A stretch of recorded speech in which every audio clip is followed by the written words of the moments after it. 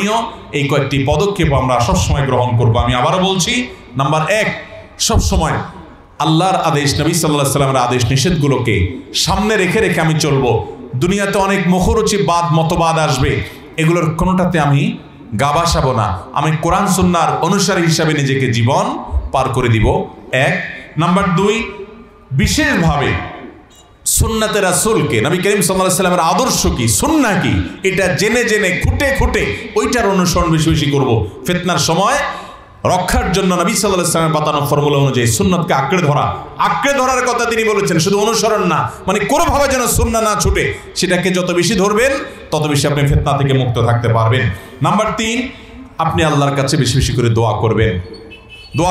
ইহদিনাস সিরাতাল মুস্তাকিম, দোয়া করবেন রব্বানা লা তুযিগ কুলুবানা বা'দা ইয হাদাইতানা ওয়া হাব লানা মিন লাদুনকা রাহমা ইন্নাকা আনতাল ওয়াহ্হাব। দোয়া করবেন ইয়া মুকাল্লিবাল কুলুব সাব্বিত কলবি আলা দীনিক ওয়া তাআতিক, হে অন্তর পরিবর্তনকারী, আমার অন্তর যেন তোমার ইবাদতে, তোমার দাসত্বে, তোমার গোলামিতেই থাকে, এটা যেন অন্য কোনো দিক চলে না যায়।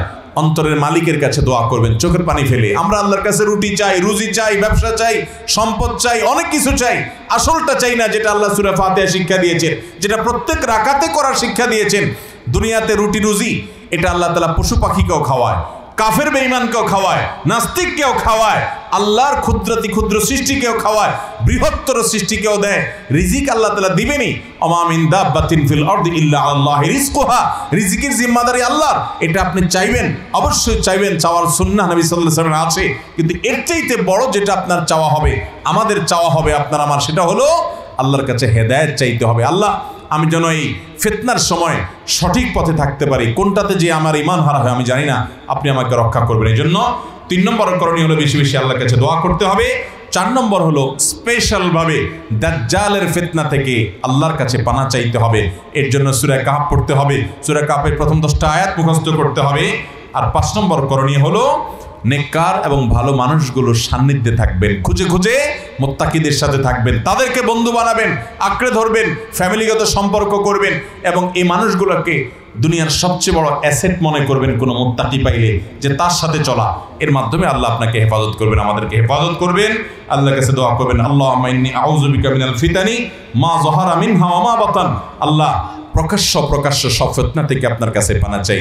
আল্লাহ রাব্বুল আলামিন আমাদের সবাইকে বহুমুখী ফিতনার এই সময়ে ঈমানটাকে অক্ষত রেখে ঈমানের উপরে অটল অবিচল থেকে দুনিয়া থেকে যাওয়ার তৌফিক দান করুন।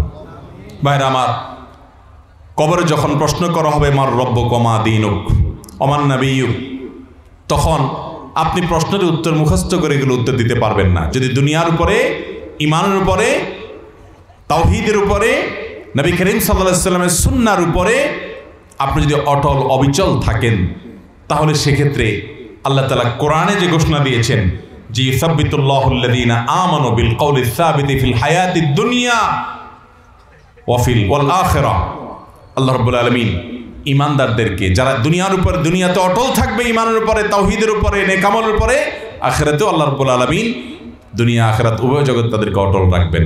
আল্লাহ তাআলা আমাদের সবাইকে সেই সৌভাগ্যশীল মানুষদের কাতারে শামিল হওয়ার তৌফিক দান করুন, যাদের ঈমান এবং নেক আমল নিয়ে তারা আল্লাহর কাছে যেতে পেরেছেন। জাযাকুমুল্লাহু খায়রা ওয়া আখিরু দাওয়ানা আনিল হামদুলিল্লাহি রাব্বিল আলামিন।